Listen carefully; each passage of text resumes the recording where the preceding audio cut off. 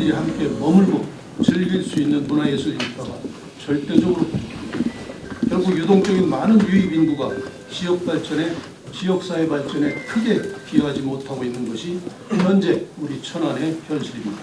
저는 이런 현실을 직시해서 천안의 청년들을 위한 문화예술거리를 만들겠습니다. 대학 밀집지역이나 제3의 후보지를 선정해서 수도권 세대의 문화예술 클러스터를 조성하겠습니다. 다섯째, 젊고 활기찬 농촌을 만들겠습니다. 올해 처음 시행되는 농촌공간계획법에 발맞춰서 천안형 농촌공간계획을 수립하고 농촌 지역을 재디자인하겠습니다. 농촌의 혐오시설도 재정비하겠습니다. 농촌 지역의 도시민들이 체류도 하면서 농촌 생활을 즐길 수 있도록 농촌형 간이주택을 법제화하겠습니다. 존경하는 천안 시민 여러분, 저는 38년간의 공직생활 마침표를 농림축산식품부 장관, 윤석열 정부 초대 국무위원 겸 장관으로 마쳤습니다. 장관으로 퇴임한 제가 무슨 개인적인 욕심이 있어서 이번 총선 출마를 결심했겠습니까? 저는 이 자리에서 확실하게 말씀을 드립니다. 이제는 38년간의 공직 생활을 통해 축적된 제가 가지고 있는 모든 역량을 제 고향 천안의 번영을 위해서 쏟아붓고 우리 천안 시민들을 섬기도록 하겠습니다. 저를 천안의 큰 일꾼으로 키워주시기 바랍니다. 부탁을 드리겠습니다. 천안이 명실상부한 대한민국 중심 도시로 우뚝 서고 시민들이 지향하는 삶의 가치가 충족될 수 있도록 진정성 있게 뛰고 또 뛰겠습니다. 민생은 거들떠보지도 않고 오직 정부 발목 잡기의 혈안이나 거대 야당의 오만과 직미유기는 이제 어제 오늘의 일이 아닙니다. 이번 총선은 우리의 자식들, 미래 세대를 위해서 거대 야당의 오만함을 종식시켜야 하는 중요한 선거입니다. 윤석열 정부의 초대 장관이었던 저 정황근, 제가 선봉해서 승리의 바람을 일으켜보도록 하겠습니다. 담대한 도전, 이번에 반드시 승리해서 천안 시민 여러분께 보답해 드리도록 하겠습니다. 감사합니다.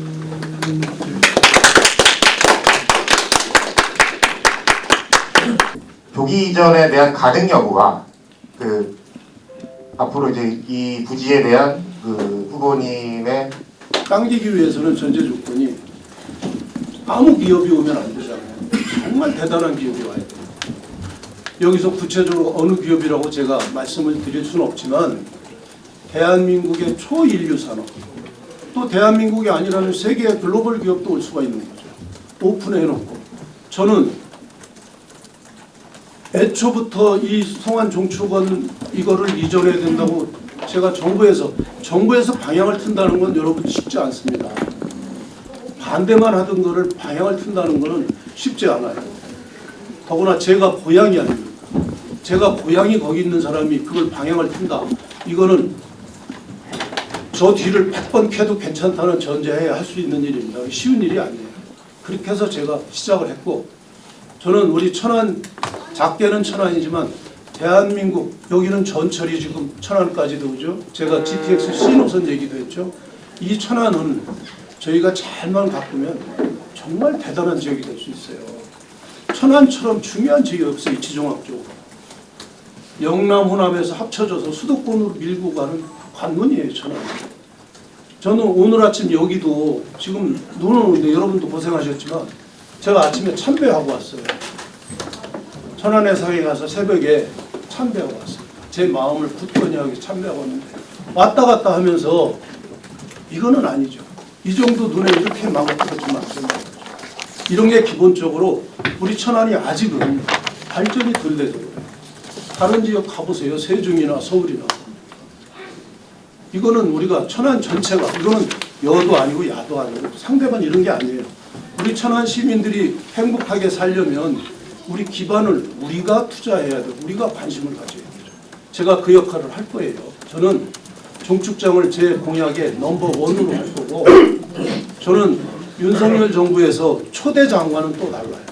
초대 장관은 1년 8개월간 국무위원 겸 장관으로 일한 사람이고, 제가 갖고 있는 인프라, 인적 인프라가 많이 있잖아요. 총동원할 거예요. 그래서 정말로 괜찮은 기업이 여기 올 수 있도록 제가 가서 국회의원만 시켜주세요. 제가 가서 문이 닳도록 찾아가서 정말로 여러분들 앞에 내가 성과를 보여드리겠습니다. 제가 1번으로 종축원을 우리 천안 시민들이 앞으로 100년 이상 우리 자식들까지도 정말로 괜찮은 기업이 와서 거기에 일자리도 창출하고 배후 도시도 만들고 그러면 10만, 20만은 얼마든지 늘어날 수 있죠. 그러면 지금 천안의 기존 인구하고 하면 100만이 될 수 있고요. 이게 지역이 경기도, 충남, 또 천안, 아산, 평택 이렇게 나뉘어 있지만 사실은 그게 중요하지 않습니다.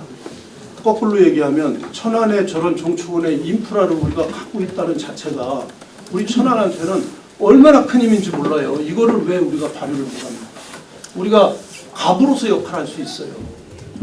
그거를 우리가 여기 계신 언론인 여러분도 정말로 천안 종축원은 무슨 저 서북부 성안의 조그만 단지다 이 개념이 아닙니다. 앞으로 우리 천안, 충청도, 대한민국 이렇게 키워갈 수 있다. 그래서 제가 여러분께서 도와주시면 최선을 다해서 그 일을 해내겠다는 약속을 여기서 드립니다. 말씀드리면 아까 전에 발언 중에서 이시조선이라고 말씀을 하셨는데 조선을 낮춰서 부르는 말이 있지 않습니까? 그 발언에 대해서 정정할 의향이 있으신지 여쭙습니다. 그 낮추는 게 아니고요. 그러니까 우리 저 조선 왕국 있잖아요. 왕국의 말미에 대한제화도 하고 심지어 큰 소리도 하고 그런 걸 겪으면서 무슨 생각을 했냐면 사실 국회의원은 우리 시민들께서 정말 4년마다 귀중한 한 표를 이렇게 행사해서 그 표를 가지고 대의 기관으로서 시민들, 국민들, 또 국가 발전 이런 방향으로 방향을 정해서 행정부하고 때로는 의견도 교환하면서 충돌도 하면서 발전시키기 위해서 노력을 하는 게 국회의원이라고 저는 기본적으로 아주 쉽게 생각을 합니다. 그런데 제가 경험한 이 국회하고 행정부의 관계에서는 그게 아니더라는 얘기죠. 아까도 제가 모두의 이 다수당의 오만에 대해서 심판해야 된다는 말씀을 돌려서 표현을 했는데 그걸 굉장히 많이 느꼈어요. 특히 저는 농식품부 장관으로서 소위 그 더불어민주당의 이재명 대표 1호 법안위원회까지 했었어요. 양국관리법. 그래서 그거를 결국은 윤석열 대통령이 제의 요구를 했죠. 그것도 거부권으로 1호입니다. 그렇게 해서 맞섰는데 그거를 제가 담당을 하는 장관으로서 약 8개월에서 9개월 정도를 안 써도 될 에너지를 엄청나게 쏟아부었어요. 그러면서 이 국회 행태는 정말 바뀌어야 된다는 생각을 했어요. 우리 농업인을 위하고 국민을 위하는 길이라면 제가 왜 반대하겠어요? 겉으로는 위하는 척하지만 사실은 당리당량이고 실제는 농업인들을 위하는 길이 아니라는 확신을 나는 갖고 있고 전문가들 의견도 그렇고 대학 교수들 의견도 그렇고 심지어 농민단체들도 일부는 그 법안에 대해서 찬성을 하지만 대부분의 단체들은 이대로 가면 안 된다고 성명서를 내고 반대 기자회견을 하고 이런 데 밀어붙이더라 이 말이에요. 그래서 이거 안 되겠다. 그래서 한쪽에서 나도 한번 정치를 해봐야 되겠다는 게 사실 싹텄고 두 번째는 제가 그동안 장관까지 하면서 약 38년 동안 이렇게 누계로 하면 38년 정도 공직에 있었습니다. 근데 이제는 공직에 있으면서 사실은 저의 가족이라든가 저의 마을이라든가 어떻게 보면 천안이라든가 저희 친지할 때 굉장히 엄격했습니다. 천안에 살고 있는 우리 친구들이 알아요. 근데 그거를 욕을 하진 않더라고요. 잘한다고 칭찬을 해주면 굉장히 엄격했습니다. 근데 제가 생각해보니까 장관을 하면 앞으로 얼마를 더 하겠습니까? 근데 우리 천안을 위해서 이제는 좀 내가 왜냐하면 천안에서 필요하다고 하니까 그렇다면 역할을 좀 해야 되겠다 하는 생각을 하게 되고 그래서 방향을 틀어서 나오게 된 거고요. 그래서 정계에 소위 입문을 하게 됐습니다. 그러다 보니까 한쪽에서는 낙하산이라는 얘기를 하시긴 하는데 저는 낙하산이라는 용어에 대해서는 반대합니다. 왜냐? 예를 들어서 이게 비유가 맞을지 모르겠는데 우리가 국가대표 간에 축구 경기를 한다고 해요. 거기 들어가는 개별 선수 그게 중요합니까? 선수는 승리를 위한 도구일 뿐이고, 그렇죠? 감독이 상황에 따라서 결정하는 거죠. 뒤에 있는 우리 국민들의 여망, 승리에 대한 여망이 있는 거죠. 저 똑같다고 봐요. 지금 더불어민주당이 저렇게 다수당이 돼가지고 저렇게 횡포를 부리는데, 그러면 국민의힘 입장에서는 어떻게 해야 되겠어요? 4월 10일 총선에서 어쨌든 과반 이상 다수당이 돼야 윤석열 정권 정책적으로 하고 싶은 거 법적으로 뒷받침하면서 우리 국민들의 삶의 질을 향상시키고 국가를 올바른 방향으로 끌고 갈 수 있는 거 아니겠어요? 그게 국민의힘 생각 아니겠습니까? 그러면 천안이 됐든 대구가 됐든 어느 특정 지역이 됐든 거기 들어가는 선수 개개인, 저는 그게 중요하다고 생각합니다. 저마저도 중요한 게 아니라고 생각을 해요. 중요한 거는 승리하는 거죠. 그러면 선수 교체도 할 수 있는 거고, 그렇죠? 제도가 다 돼 있지 않습니까? 물론 이럴 수는 있어요. 당협위원장을 오래 하시면서 많은 노력을 하고 기반을 닦은 거 인정해야죠. 당연한 거죠. 그렇다고 모두가 다 당협위원장으로 승리만 할 수 있다면요, 누가 저요? 여기 천안을에서 승리가 확실하다고 하면 저 나올 이유가 없던 사람이에요. 저는 11월 28일 밤 11시 31분에 와이프하고 둘이 결심한 사람이에요. 그 전까지는 저는 정치 싫다고 한 사람이에요.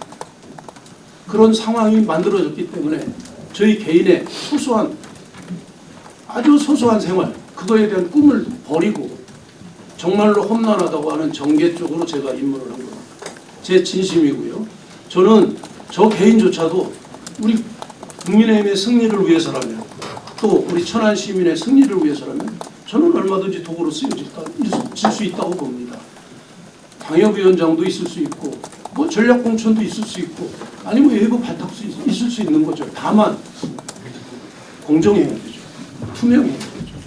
다행히 이번에 저는 100% 어떤 생각을 갖고 있는 사람이냐면, 당에서 정한 당규, 그 다음에 공천관리위원회에서 정한 공천관리 기준에, 그 기준에 모든 당원들은 따라야 된다. 다만 그 기준이 투명하게 작동이 돼야죠. 내가 개인적으로 불만이 있다고 해서 불만을 있는 대로 다 표출하면 이게 대한민국 국민의힘이 지금 얼마나 중요한 포지션을 갖고 있습니까? 저도 책임당원이에요. 저 2021년부터 국민의힘 책임당원입니다. 매월 적은 금액이지만 난 매월 납부하고 있어요. 그렇게 해서 국민의힘이 정말로 제대로 정치를 해봐라는 게 저 개인의 소망이에요. 저는 그때는 정치 꿈도 없던 사람이에요. 애당심을 가져야 된다고 생각을 합니다. 개인의 불만이 있을 수 있죠. 근데 그거는 그렇게 중요하지 않다. 더 중요한 건 총선 승리가 중요하다. 다만 과정하고 경과가 투명해야 된다는 거고, 저는 어떤 결정이 내려지더라도 저는 100% 따릅니다. 행사가 아주 깊은 지역이란 말이에요. 그러면 만약에 현재 천안의 같은 경우는 지금 당내에서도 분열이 쫙 나눠졌단 말이에요. 기초 의원들부터 시작해서 알고 계실 거예요. 그러면 경선에서 떨어지면 그걸 인정하시고 후보들 위해서 끝까지, 국민의힘 후보를 위해서 끝까지 도와주실 것인지, 아니면 다시 짐을 싸서 다시 가시던지, 아니면 정치를 계속 그거를 바탕으로 해서 천안에서 계속 활동을 하실 것인지. 그 다음에 마지막으로는 천안 지역이 험지라고 판단하시는 국민의힘 그 의미가 뭐가 있는 건지, 거기까지는 질문을 드리겠습니다. 저는 뭐 앞에 말씀드렸지만 100% 당이 정한 룰에 대해서는 100% 수용을 할 거고, 결과에 대해서도 100% 따르죠. 경선이라는 게 뭡니까? 프라이머리잖아요. 본선에 나가기 전에 우리 대표 선수를 정하는 거 아닙니까? 근데 여기서 제가 볼 때 분열은 있을 수 없다고 생각합니다. 저는 제 상대방에 대해서 제가 어느 비판적인 얘기를 했는지 여러분 혹시 들은 거 있으면 없을 겁니다. 왜냐? 저는 한마디도 한 적이 없어요. 심지어 제가 모두에서 더불어민주당 이 다수당 횡포에 대해서 얘기했지만, 저 여기 내려와서 더불어민주당에서 나오겠다는 분들 개인적인 신상에 대해서 제가 비판적인 말씀을 드린 예가 없습니다. 전혀 없어요. 경선은 절차일 뿐이고 경선의 결과에 대해서는 100% 수용해야 되는 거고, 당연하죠. 저도 그렇게 생각을 해요. 제가 심지어 무슨 얘기를 했냐면 저한테 그 시의원 중에서 몇 분이 처음부터 도움을 주시는 분이 있고 제가 전화로 도와달라고 했는데 완곡하게 무슨 인연 때문에 현재까지 뭐 때문에 지금은 어렵지만 그 공천의 경선 대표 선수가 결정이 되면 그때 힘을 합치겠다 하는 분들이 있습니다. 근데 그거는 저는 뭐라고 했느냐면 그건 너무나 당연하다고 생각을 했어요. 그거 절대 나하고 반대다 이런 개념으로 보지 않습니다. 그 본선에 가기 전에 선수가 결정이 되면 우리는 당연히 원팀이 돼야 되는 거죠. 그렇지 않으면 우리 스스로 바보짓 하는 거 아닙니까? 중요한 건 본선이지 예선이 아니잖아요. 그래서 예선에서 가급적 저는 우선 그렇게 생각합니다. 저하고 이렇게 경쟁할 분에 대해서 나는 전혀 듣기에 거북한 얘기를 할 이유도 없고 안 할 겁니다. 그 다음에 경선에서 결과가 정해지면 제가 진다. 100% 수용하죠. 그렇게 합니다. 그 다음에 저는 이제 공직을 떠났어요. 장관에 이미 장관도 했고 더 이상 올라갈 데가 없어요. 저는 고향에서 제가 가지고 있는 역할을 할 겁니다. 저 정치에 입문했습니다. 저 고향에서 역할을 할 겁니다. 그 험지라고 판단하는 이유. 험지라고 판단하는 거는 그 기본적으로 제가 정치에 대한 경험이 없다는 거. 그래서 스스로 어디가 됐든 정치 쪽에 나간다는 자체에 대해서 사실은 염려가 스스로 있었다는 얘기를 드리는 거고요. 그 다음에 우리 당에서도 계속 험지라고 판단하는 이유는 천안이 지금 우리 내국인만 해도 66만 아닙니까? 외국인까지 69만. 우리 일반 도시, 광역시를 제외하고 일반 도시 중에서 10번째로 큰 도시, 전주보다도 큰 도시예요, 천안이. 지역구에 의원이 3분 계신데 3분이 다 더불어민주당 또는 탈당하셨기 때문에 더불어민주당 계열이죠. 이거는 정상은 아니죠. 그러니까 국민의힘에서는 당연히 험지라고 판단할 수밖에 없는 겁니다. 근데 저는 험지다 아니다 이렇게 용어를 그렇게 쓰지 않겠습니다. 저는 기본적으로 자신이 있고요. 제가 가지고 있는 능력, 생각 이걸 겸손하게 진정성 있게 우리 젊은 분부터 우리 연세 드신 우리 선배님들까지 제가 최대한 많이 찾아뵙고 아니면 SNS를 통해서 언론 매체를 통해서 제 진정성을 그대로 말씀을 드리면 알아주실 거라고 생각합니다. 또 하나 저는 중학교 2학년까지 여기서 자란 천안 터입니다. 우리 고향을 제가 신세진 고향 저는 천안 출신이라는 것 굉장히 자랑스럽게 여기고 살아왔어요. 이제는 제가 갚아드려야 된다.